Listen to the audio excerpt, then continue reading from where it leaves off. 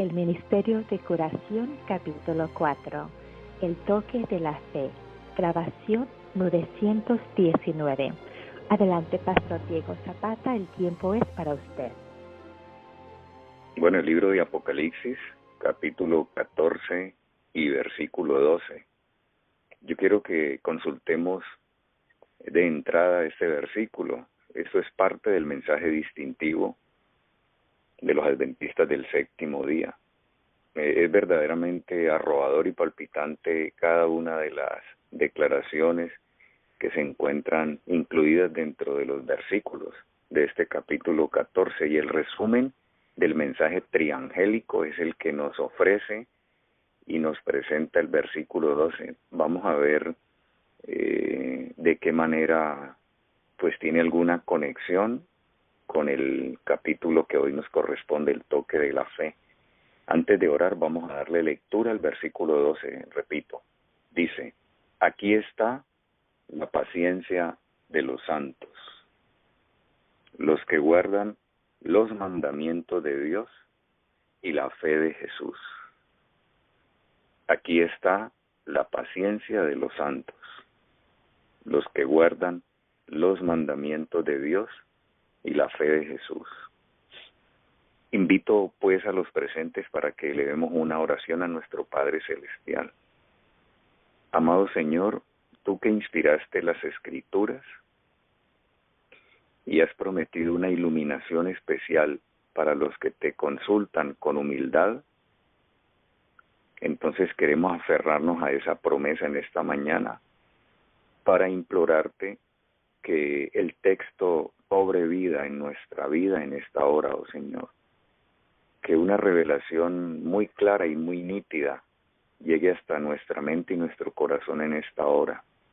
Estamos en un momento decisivo de la historia y necesitamos guardar tu palabra en nuestro corazón, depender de toda promesa que ha salido de tu boca y tener exactamente este fundamento seguro y firme en los momentos de cada una de las circunstancias que enfrentamos, en medio de todas las cosas del diario vivir y también de la gran prueba final a la que paso a paso nos estamos aproximando. Establécenos pues en la verdad en esta hora y háblanos conforme a tu corazón amante y a tu voluntad, y ayúdanos a nosotros a estar dispuestos y en humildad recibir tus dichos. Encárnalos pues, amado Señor, y gracias por esta oportunidad, en el nombre bendito de Cristo Jesús. Te lo pedimos y agradecemos también. Amén.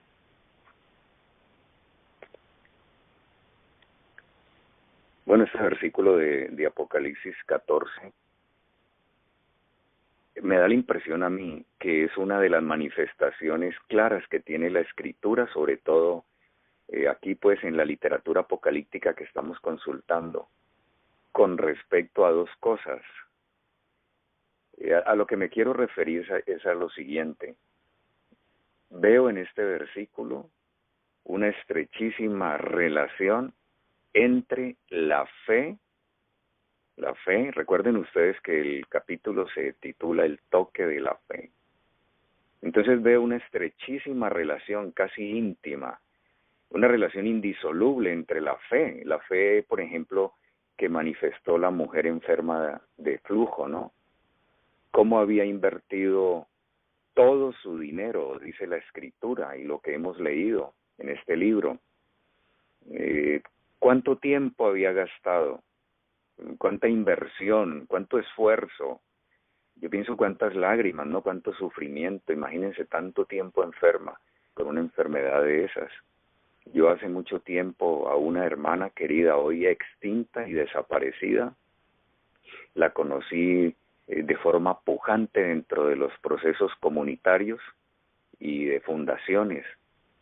Y ella era la persona pues justamente encargada de la parte de salud en el lugar. Había una proyección desde ese sitio para acercarse al vecindario y a la comunidad de las inmediaciones mediante un planteamiento de salud sencillo, claro, contundente, que fuera respuesta y que fuera inocuo, es decir, que no tuviera esas consecuencias y efectos colaterales como lo tienen, por ejemplo, los químicos y los fármacos. Entonces había mucha expectativa en torno a eso. Ese lugar estaba naciendo, ¿no? Había una gran ilusión en torno a todo eso. Pero ¿cómo les parece, apreciados hermanos, que un buen día la hermana enfermó? Porque la paga del pecado es la enfermedad. Yo no entraría tanto a confrontarme sobre el por qué enferma un cristiano, aunque debiéramos preguntarnos eso. Y creo que en grabaciones pasadas, de alguna manera lo he soslayado.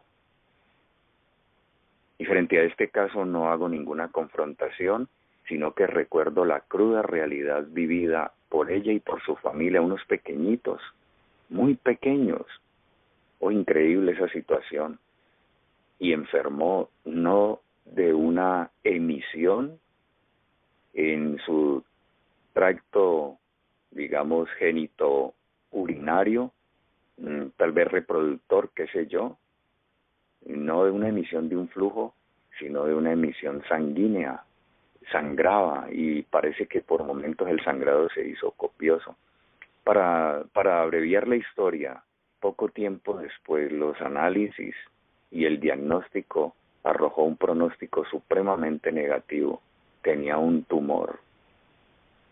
Y finalmente eso ocasionó el colapso de la vida y el deceso de la mujer y desapareció, sus hijos quedaron muy pequeños y eso fue una gran pregunta para todos nosotros, ¿no? Es increíble en el mundo en el cual nosotros nos encontramos azotados por la enfermedad. La humanidad está enferma, a nosotros también nos ha tocado. El siglo XIX, recuerden cuando en el albor de este mensaje, cómo se encontraban, ¿no? Los fenómenos o digamos las medidas terapéuticas eran, pues hoy por hoy podríamos decir verdaderamente obsoletas, contraproducentes. Eran un atentado contra la salud y la integridad de la humanidad, como eran, por ejemplo, las purgas, los vomitivos violentos, la polifarmacia, exceso de medicamentos y además las sangrías. Ese era el ambiente en el cual se estaba moviendo la cultura y la triste realidad de la situación de salud pública de la nación norteamericana y del mundo en aquel entonces cuando afloró todo este mensaje. Y el Señor quería anticiparse a todo eso, medidas de prevención, pero entonces como la humanidad fue tarda para comprender el proyecto y este plan del Señor, pues entonces ahora las medidas que otrora eran preventivas se iban a convertir ahora en elementos de curación y terapéutico, es decir, para enfrentar la enfermedad y aminorar el dolor y el sufrimiento de la humanidad. Los 8 remedios naturales o principios de salud, como se le llaman, como yo diría más bien, el método curativo de Dios, es preventivo en primera instancia, pero es también curativo, hermanos queridos. Es inocuo, es sencillo, no es oneroso, no es costoso, está al alcance de todos, no es elitista, es decir, para unos sí, para otros no. Definitivamente la propuesta de Dios es ampliamente abarcante, alcanza para todos y excede muchas veces a nuestra comprensión y a nuestras expectativas, pero es útil y es eficaz. Yo todavía me sigo preguntando cómo un hombre, y qué lección hay detrás de todo eso, cómo un hombre en la antigüedad, un hombre magnífico y estupendo, toma barro, lo humedece con saliva y lo pone sobre los ojos de un ciego y se produce el evento de la sanidad y de la recuperación. Saltó de alegría quien momentos antes era apenas un desgraciado invidente que no podía apreciar ni el color, ni el diseño, ni las formas, ni la luz, ni lo hermoso de la vida. Y tratemos nosotros de reconstruir la escena en nuestra mente y en nuestra imaginación, sin ir más allá de lo que esto nos permite. Cómo sería ver ese rostro. Fue la primera visión que él tuvo. ¿Barro? ¿Barro? ¿Tiene alguna propiedad y algún poder curativo el barro? Hasta donde yo sé, químicamente, científicamente, no debería tener ningún poder curativo. Pero puesto en las manos de aquel que tiene virtud, la mujer lo tocó, estaba enferma. ¿Cuánta emisión de flujo sanguíneo, de qué sé yo, hermanos?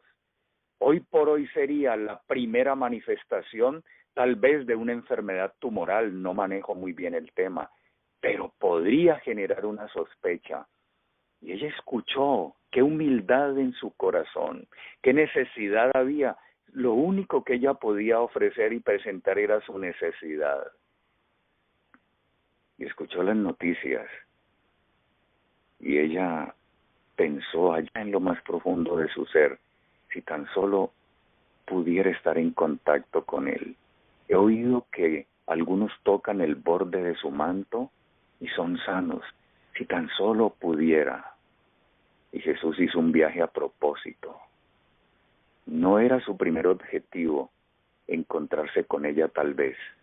Iba hacia otro lugar, pero en un viaje a propósito encontró aquella persona a quien estaba inspirando no solamente la fe, sino todos aquellos ingredientes que se desprenden de una fe en acción, una fe pura, una fe que es un don de Dios, humildad que brota de una necesidad, humillación de corazón, reconocimiento de la bajeza, asombro ante la grandeza de aquel que es dador, y sin que nada haga vacilar esa fe, impulsada por la necesidad, pero por la humildad, se acerca a ese hombre, toca el borde de su manto imperceptiblemente, entre comillas. La multitud lo apretaba, dice el registro. La multitud estaba allí, haciendo casi inexpugnable el acercamiento a él.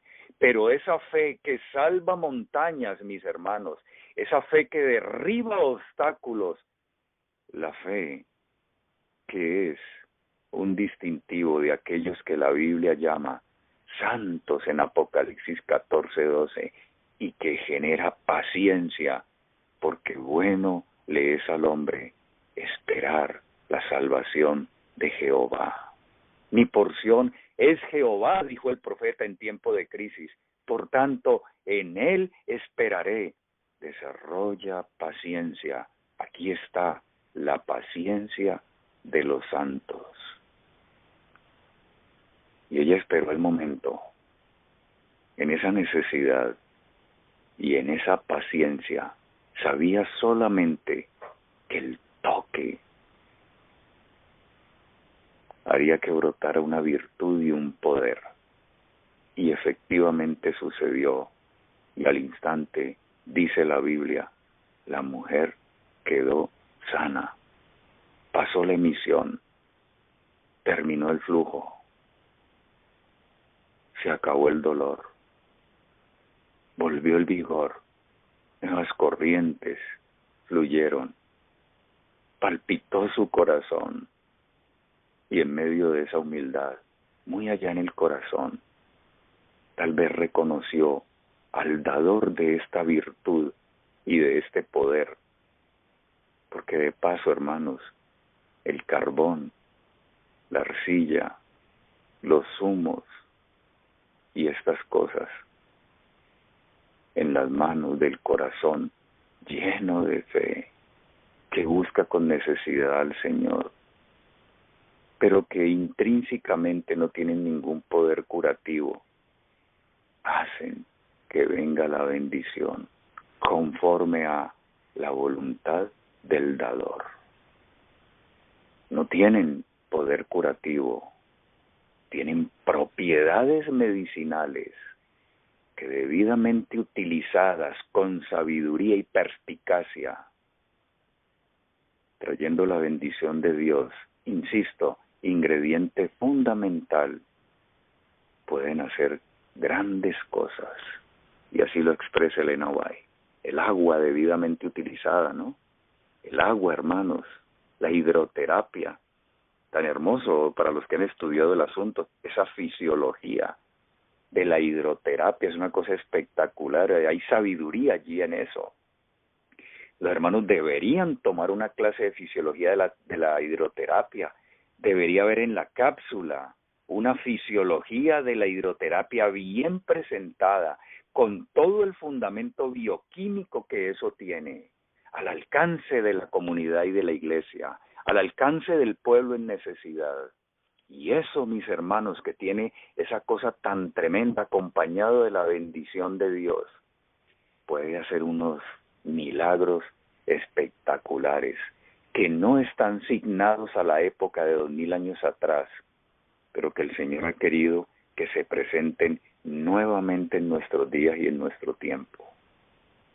Y lo he visto en las casas de salud, en los centros de salud, en las casas campestres, como usted quiera llamarle, pero lo he visto también en aquellas humildes viviendas que de alguna manera son habilitadas en algún lugarcito de las mismas para recibir con tanto amor a aquellos que se encuentran sin luz, enfermos y vacíos, sin norte y sin brújula, y se les imponen las manos, y se les hacen los tratamientos, y se les modifica no solo la alimentación, sino de forma sustancial su estilo de vida, pero se llevan los enfermos a las instancias del médico divino, como llegó esta mujer enferma de flujo.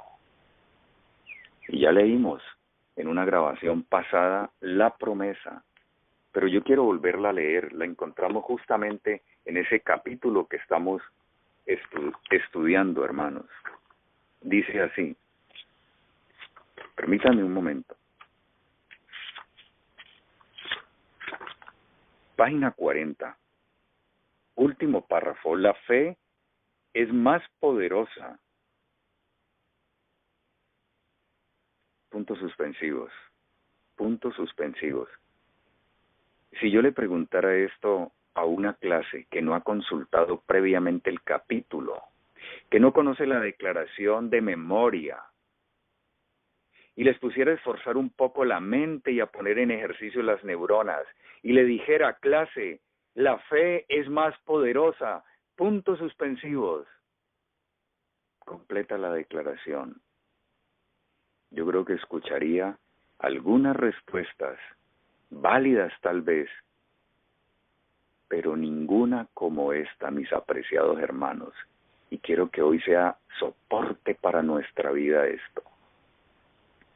Quiero que hoy convalide y fortalezca nuestra fe y nos haga pensar a nosotros que mediante el vínculo de la fe y esa fe en ejercicio y en acción, podemos encontrar bálsamo en Galaad, no solamente para las enfermedades del cuerpo, sino también para las del alma. Cuando nos hemos sentido verdaderamente aplastados, recuerden que la carga más pesada que si no se nos quita nos aplastará será la carga del pecado. Pero este médico divino, del cual dimanó virtud, cuando la mujer tocó el borde de su manto, sigue ofreciendo a la humanidad doliente, enferma y sin esperanza, el mismo poder y el mismo método curativo.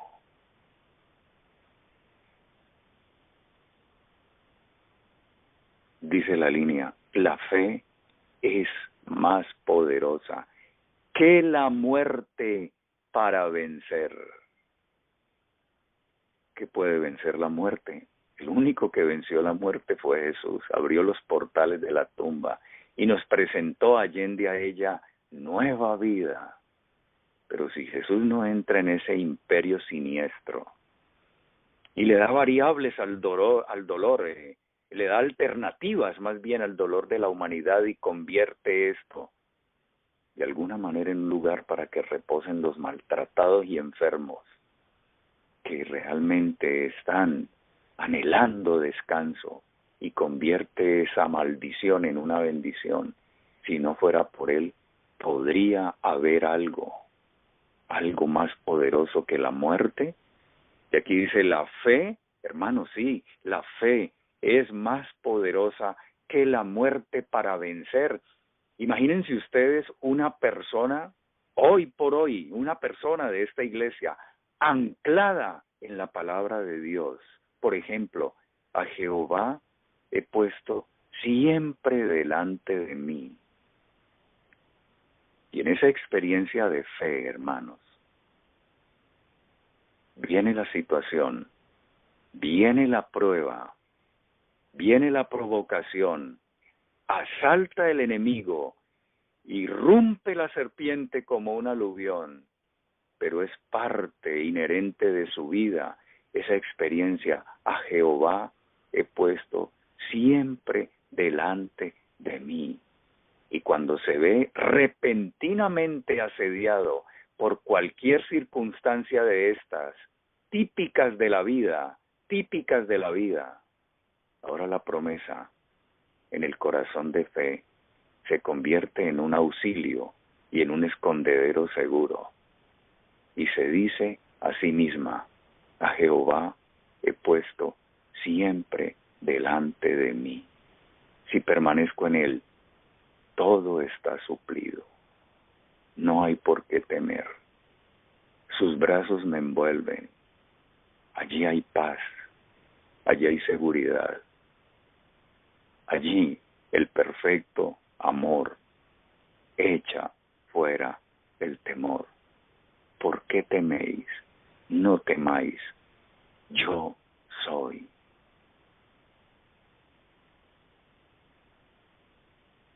¿Cuál sería el resultado de esa experiencia en nuestra vida? Pues el complemento de la promesa del Salmos capítulo 16. Por cuanto está a mi diestra, no seré conmovido. Y el versículo 11 del Salmo 16 dice, en tu presencia hay plenitud de gozo, delicias a tu diestra para siempre. Nuestras flaquezas se tornan en una desgracia porque no hemos podido tener esa fe que nos mantiene anclados a la promesa. Y entonces cuando viene la situación difícil, miramos las circunstancias, consideramos la magnitud de la prueba, pensamos en el color y en el matiz que ella tiene, y cuando caemos en esa experiencia, hemos comenzado a perder. Y añadido a ello, que lo hace verdaderamente grave, hermanos, agrava la situación, es que además de mirar la circunstancia y el poder que tiene aparentemente, ahora nos miramos a nosotros mismos y empezamos a vernos incompetentes, frágiles, vulnerables, completamente a merced de la situación. Conclusión inevitable, terminamos derrumbados. Con toda razón el consejo y las recomendaciones del Señor es, no miréis las circunstancias, no miréis tu debilidad, no la consulten. La debilidad no se debe consultar, las circunstancias tampoco, así se presenten como gigantes delante de nosotros. ¿Qué es lo que debemos consultar? ¿Cuál es la alternativa que Dios ofrece? ¿Cuál es la opción? Dice la promesa, sino mirad el poder de la palabra, toda su fuerza es nuestra. A Jehová he puesto siempre delante de mí, porque está a mi diestra, no seré conmovido. Esa es la fe que empujará al pueblo de Dios a poner las manos sobre los enfermos para que éstos sanen. Porque aquí dice que la fe es más poderosa que la muerte para vencer. La mujer lo experimentó, hermanos. Tocó el borde del manto y salió virtud de él y sanó. Y una vez pasó la emisión, pasó el dolor, vino la vitalidad, volvió la vida y la esperanza, volvieron las ganas, la fuerza. Ella elevó un compromiso visceral, mis hermanos queridos, que se desprende de esta experiencia tan íntima y tan llena de vida, con ese dinamismo excepcional que trae la presencia de Dios y el poder de su palabra en el corazón. Ella estableció un compromiso, imagino yo, como el que deberíamos establecer todos nosotros, destinatarios o depositarios de una fe que da experiencias como estas. Ella pudo haber dicho, ¿qué pagaré a Jehová por todos sus beneficios para conmigo? Y al mismo tiempo declaró, levantaré la copa de la salvación. Mis hermanos, la fe es más poderosa que la muerte para vencer. Si logramos que los enfermos fijen sus miradas con fe, sigo leyendo el último párrafo de la página 40, si logramos, por favor, capten la dimensión de esta declaración, es necesario que la comprendamos. Si logramos que los enfermos fijen sus miradas con fe en el poderoso médico, veremos resultados maravillosos. Esto vivificará tanto al cuerpo como al alma. Y más abajo dice, al trabajar en pro de las víctimas de los malos hábitos, en vez de señalarles la desesperación y la ruina hacia las cuales se precipitan, dirigid sus miradas hacia Jesús. Dios reveló un plan sencillo, inocuo, sin la desgracia de los efectos colaterales, cuya fisiología está tan cercana a la fisiología de nuestro cuerpo, lo más cercano a los procesos naturales de la vida del hombre.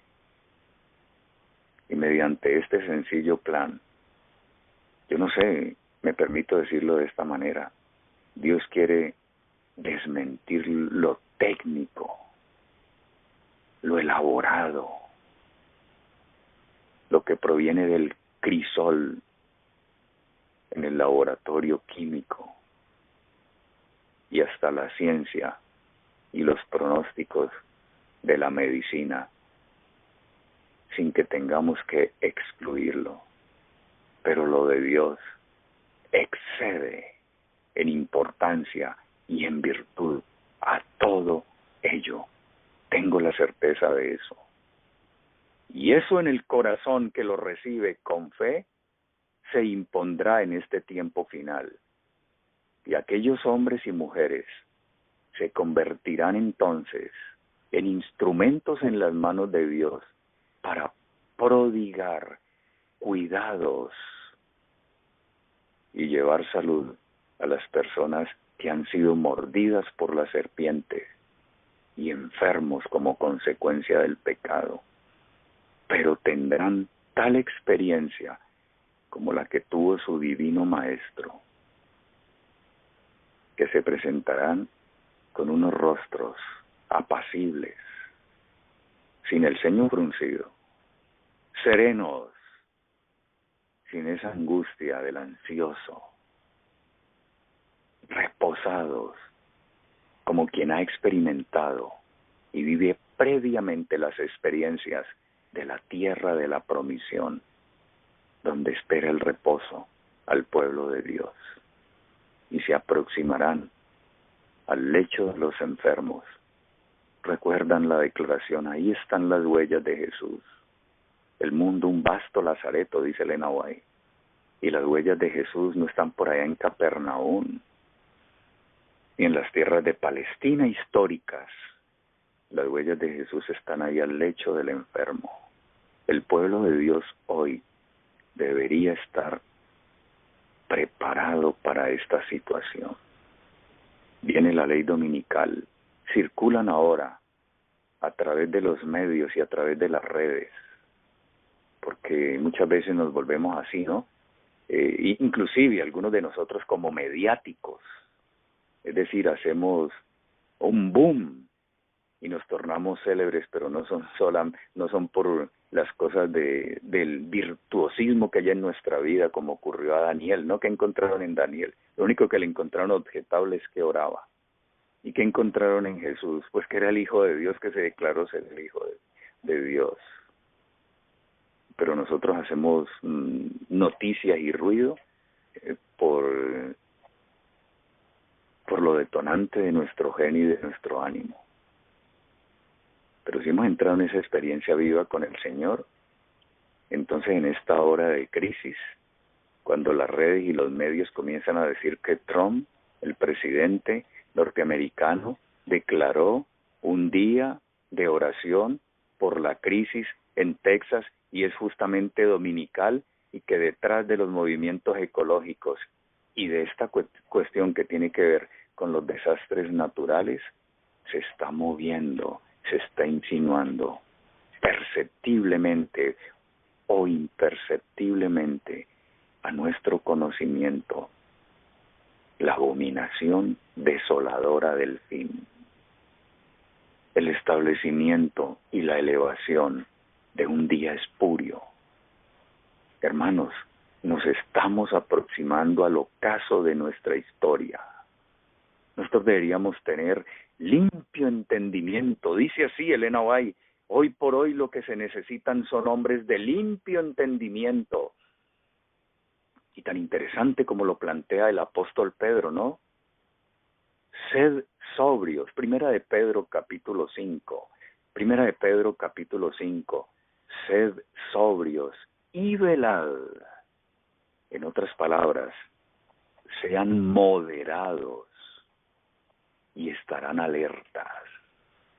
La moderación, la templanza, el dominio propio, uno de los ingredientes de este método curativo de Dios, pero que debidamente vivido por la fe en nosotros, tiene que ser mecanismo de prevención, porque hay bálsamo en Galaad y hay salud en el corazón y en la faz de nuestro Padre Celestial.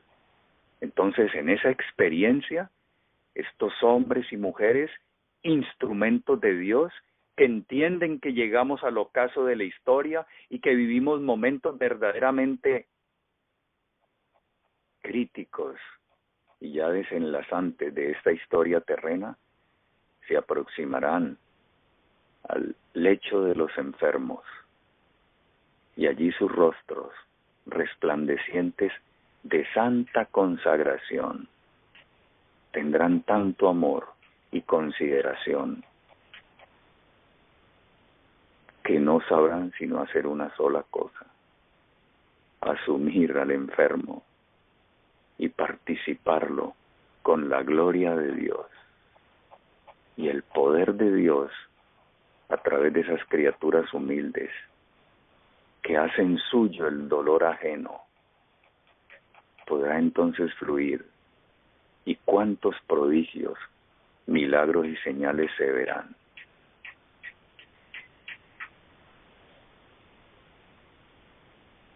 Si logramos que los enfermos fijen sus miradas en el poderoso médico, con fe veremos resultados maravillosos, tanto para el cuerpo como para el alma.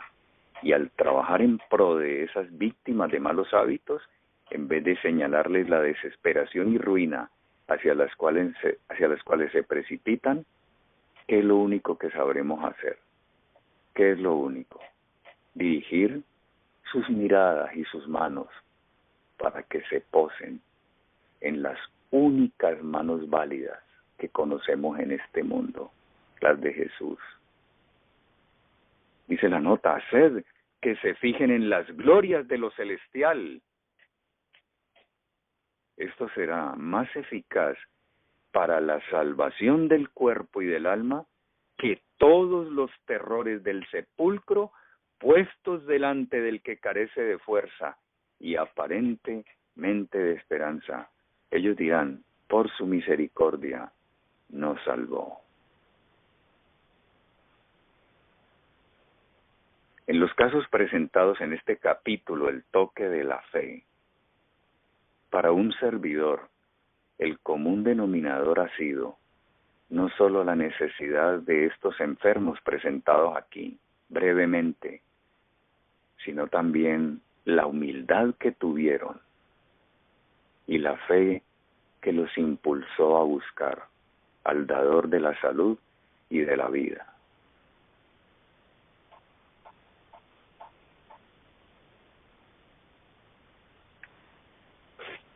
En el conflicto de los siglos,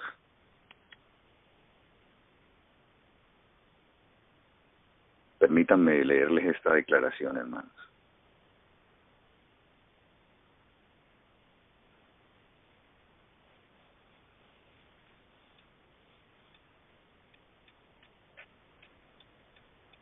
Conflicto de los siglos, página 669. Vendrán siervos de Dios con semblantes iluminados y resplandecientes de santa consagración. Yo creo que los que participen o participemos de esta experiencia tendrá que haberse deslizado hasta el corazón nuestro esa actitud que tuvieron todas esas personas que recibieron el don de la sanidad de Cristo. Una fe que se acompaña de humildad, de saber que no somos nada, pero un reconocimiento elevador que nos hace fijar nuestra mirada en Él, completamente dependientes de Él. Ya no sabemos hacer nada sin Él. Le consultamos todo a Él. Se ha perdido de vista lo nuestro. Ya no tomo decisiones en solitario. Ahora mi brújula, mi guía, mi derrotero, mis parámetros me los establece Él a través de su palabra. Y no me puedo mover de eso. Y juntamente con estas cosas, esa fe preciosa que necesitamos vivir hoy, esa fe preciosa, apreciados, que necesitamos llevar a la experiencia hoy, ese don de Dios que está esperando hombres y mujeres que clamen por Él en esta mañana cuando sus ojos se abren, cuando pueden ver lo hermoso de la vida y en vez de estar rumiando sus penas y deplorando las dificultades que les rodean, no se consultan ni a sí mismo ni a las circunstancias, sino que anclan en el poder de la palabra con fe. Y todo esto acompañado de un corazón puro y limpio. Una habitación y una morada que deja las ventanas abiertas para que todo transeúnte que pasa alrededor de esa vida pueda leer adentro y no generar ninguna vergüenza ni perplejidad, porque no hay nada escondido. Ya todo se entregó en las manos de Dios. Muy peligroso no encontrarnos en esa experiencia. Comparativamente hablando, no estar en la misma, si es la experiencia de un servidor o tuyo, hermano, es que todavía no hemos dado el toque de fe a la orla del manto del Divino Maestro y estamos conservando lo nuestro en nuestro corazón. Pero tengamos la certeza que Dios va a concluir la obra con nosotros o sin nosotros. Diría yo más bien, con nosotros o a pesar de nosotros. Y a esos hombres que con esta humildad, como la de esta mujer, como la del leproso, que se elevó muy por encima de las circunstancias, para quien el vocerío y el bullicio que le impedían acercarse al divino médico no fueron obstáculo ni escollo, lo salvó. Esa fe da fuerza. Aquí está la paciencia de los santos. Esa fe da fuerza, hermanos, Y esa fe, ¿qué tiene que ver el texto de Apocalipsis con eso? Esa fe, hermanos, esa fe, hice una pregunta al principio y quedó allí hasta ahora. ¿Cuál es la relación más íntima que nos muestra ese capítulo? Que esa fe trae necesaria e inevitablemente obras en el individuo. Aquí está la paciencia de los santos, los que guardan los mandamientos de Dios y la fe de Jesús.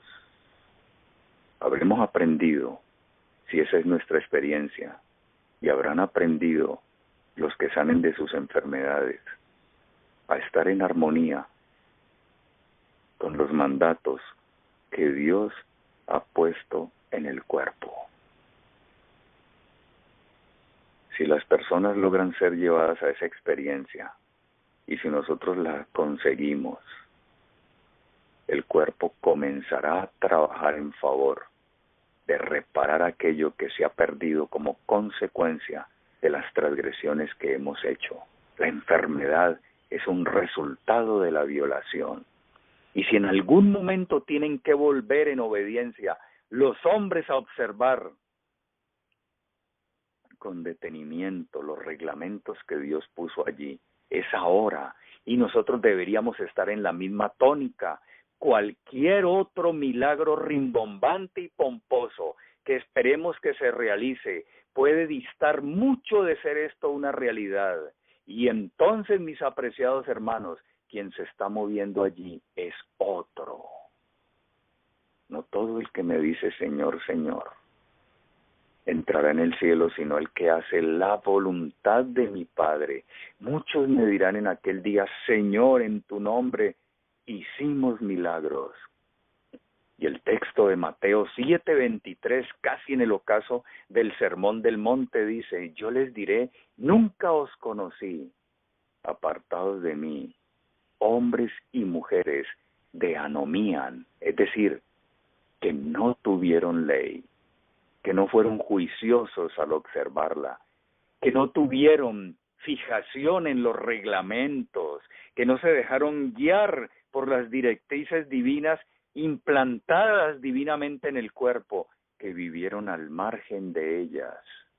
Estuvieron tan absortos y ocupados en sus trabajos en favor de la humanidad, que no les quedó tiempo ni siquiera para considerar que la intemperancia es un pecado y puede acarrearnos problemas.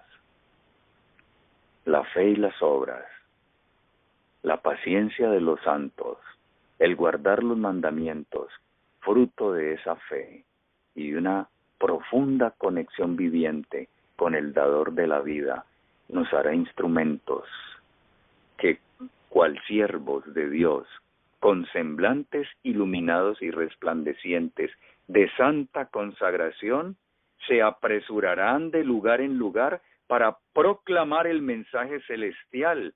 Miles de voces predicarán el mensaje por toda la tierra, se realizarán milagros, los enfermos sanarán, y signos y prodigios seguirán a los creyentes.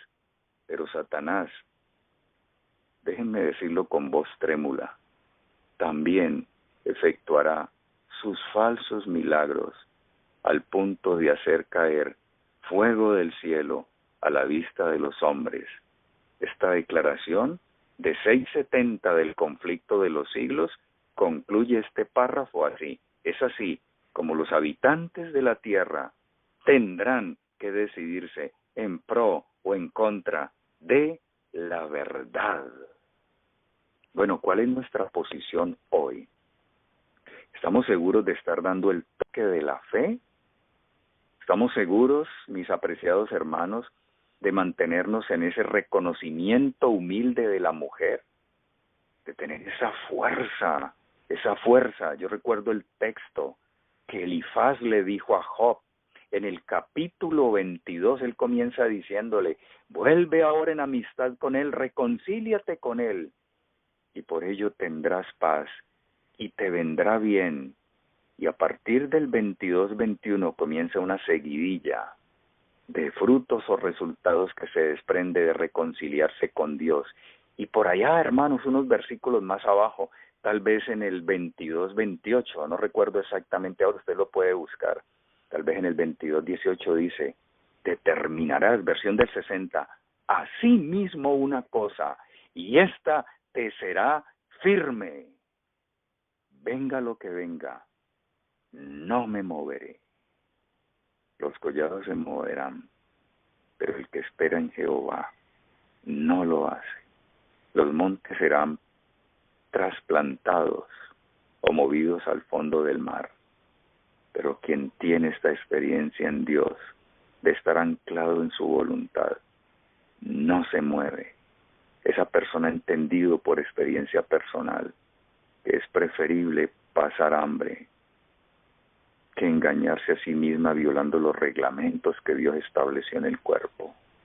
Es preferible pasar el hambre antes que violar este templo, que es preferible pasar hambre antes que mentirle a la humanidad en experiencias de incoherencia y haciendo inconexos los textos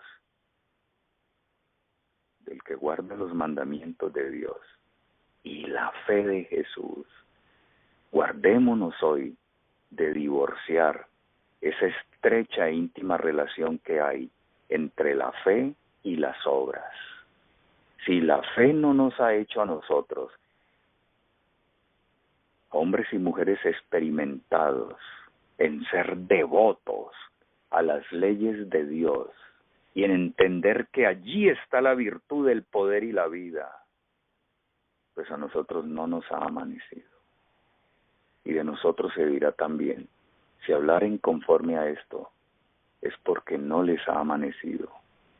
Pero tengo la seguridad que algunos entrarán en esa experiencia y tendrán la determinación, ¿no? Determinarás a sí mismo una cosa, le dijo Elifaz a Job, y esta te será firme. Tendrán la determinación del leproso.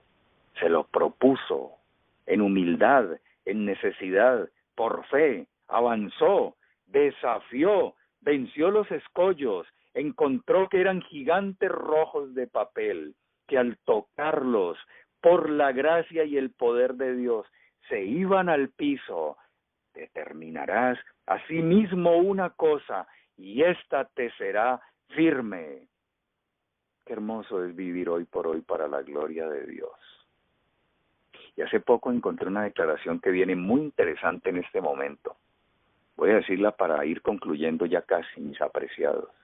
Esa se encuentra en el capítulo La tentación del deseado de todas las gentes, en la página 98. Hace poco cogí esa declaración y se la envié como texto de apoyo a algunos destinatarios. La envié con mucho cariño para que nos sirviera de bastón y de punto de apoyo formidable en ese día. Y la quiero dejar a consideración tuya. Guardémosla, adentro nos va a servir.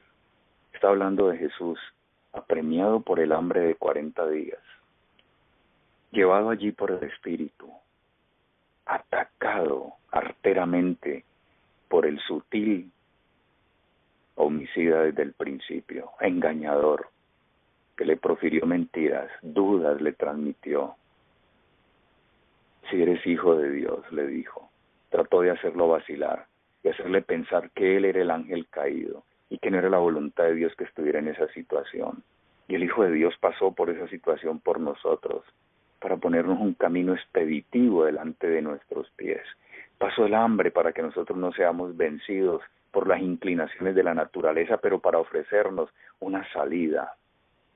Y allá, hermanos, en una frase, en una línea que muchas veces hemos pasado por alto, he leído muchas veces ese capítulo, y apenas brilló en esta semana, apenas brilló, y la quiero dejar bajo la consideración de ustedes, en este capítulo, el toque de la fe del ministerio de curación.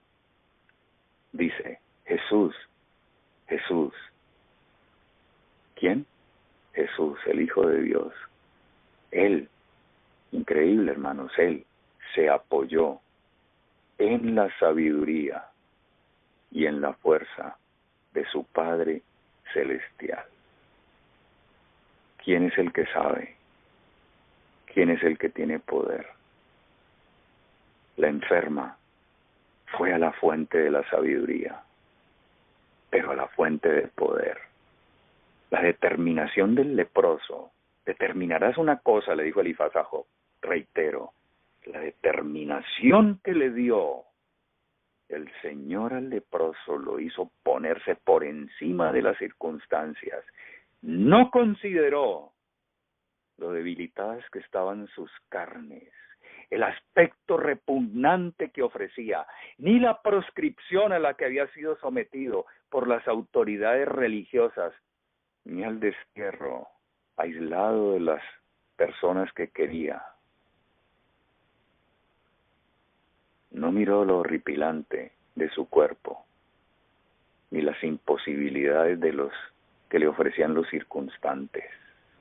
Cuando huían de él, aterrorizados, queriendo generar complejos como lo hace el diablo, con la visión optomai, centrada, no casual. Ella no hizo un toque casual, ella hizo un toque de fe. Este hombre no dio una mirada casual, dio una mirada optomai, dio una mirada de fe, dio una mirada como tratando de posesionarse del objeto que era centro de su atención.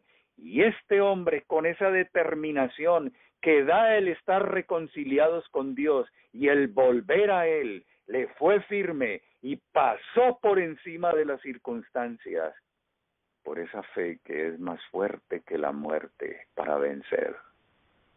Y llegó hasta la presencia de Él y le dijo, si quieres, puedes limpiarme.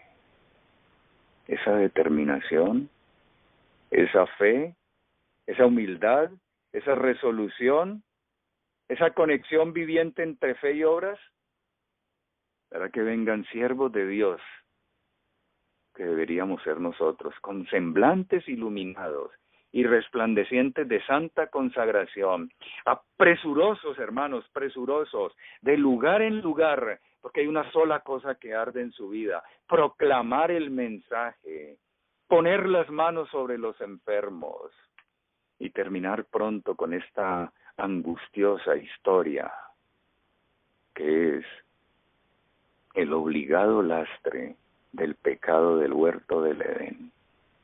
Mis hermanos queridos, el día de hoy nos es presentado como una gran oportunidad para prepararnos para ese momento, hasta que digamos, como ese noble, ¿no?, que tenía un siervo: Señor, yo no soy digno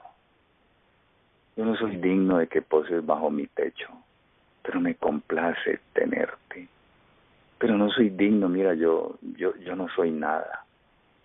Yo solamente sé, por mi experiencia, cuando mando a este y al otro, cuando le digo ve y va, hazlo y lo hace. Y tú, que eres el soberano, el que tiene sabiduría, el que tienes poder, tú solamente, Señor, di la orden, di la palabra, dila tú, y tu siervo sanará. Oh, un instrumento de justicia ese hombre. ¿Quién estará? ¿Quién estará en su tabernáculo? ¿Quién, mis hermanos? ¿Quién? El que anda en integridad y hace justicia, como ese hombre que amaba a su siervo y a su esclavo, pero que apreciaba a aquel que tenía poder en su palabra. Toque de fe, determinación del leproso, reconocimiento del señorío, de la autoridad y del poder de la palabra. Y nos harán a nosotros un espectáculo y una recomendación viviente, una epístola, una copia del gran original que está ya en el lugar santísimo, en el arca del pacto. Una copia. Aquí está la paciencia de los santos. Tú y yo deberíamos ser copias vivientes, recomendaciones de Dios, cartas para este mundo. ¿Dónde nos encontramos? Pensemos en esto hoy, reflexionemos. Estas son las meditaciones que son válidas de llevar a nuestra experiencia de este día. Y no dejemos que por nada el afán y las luchas en esta vida nos roben esta impresión y nos hagan, hermanos, palidecer el llamado que el Espíritu de Dios nos presenta en la mañana de hoy. Quiere ser un hombre o una mujer, siervo de Dios, con semblante iluminado y resplandeciente de santa consagración. Los brazos del Señor esperan, la oportunidad está servida. Nosotros decidimos. Ojalá sea la fe de ella y la determinación del otro las que nos empujan y nos conminan a venir a los pies del Señor con la humildad de decirle: tú tienes palabra, di solamente la palabra. El Señor guarde a su pueblo en este día. Es mi deseo y oración, y nos haga entrar en esta experiencia formidable hoy. El día es hoy, hermanos.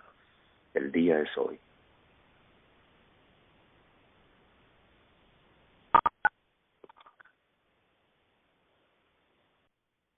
Adelante, pastor.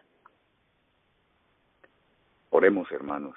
Padre amado que estás en el cielo, quiero suplicarte en favor muy personal, muy familiar, pero también pero muy colectivo de esta iglesia, que nos perdones porque en esta hora no hemos podido dar evidencias claras de experiencias de fe, Señor. El mundo sigue aguardando la manifestación de los hijos de Dios y nosotros nos hemos contentado tal vez con tan poco. Si esa es la experiencia nuestra, de alguno de nosotros o de un servidor, te suplico que nos perdones y te imploro que abras nuestros ojos y nos lleves a una experiencia viviente, experiencia que tal vez no tenemos hoy, pero que anhelamos y te pedimos desde el fondo de nuestro corazón. Danos esa fe, Señor. Danos esa fe y ayúdanos hoy a ponerla en ejercicio y a hacer el toque de fe para que puedan caer de nuestra vida no solamente las escamas que no nos dejan ver con claridad meridiana la gloria de Dios, sino aquellas cosas que en el corazón impiden que tú puedas hacer y establecer tu trono y tu señorío sobre nuestro ser. Concédenos pues esta fe, esa experiencia formidable de desafiarlo todo y de ir al fondo, ¿no? Con todas nuestras fuerzas hacia el objetivo como lo hizo el leproso, y experimentar en nuestro corazón hoy por hoy el poder de tu palabra y hacer a otros partícipes de la misma. Perdona nuestros pecados y auxílianos hoy, Señor, úngenos con tu Espíritu y ayúdanos a vivir en tu presencia en el nombre del Señor Jesús. Te lo rogamos y te lo agradecemos. Amén.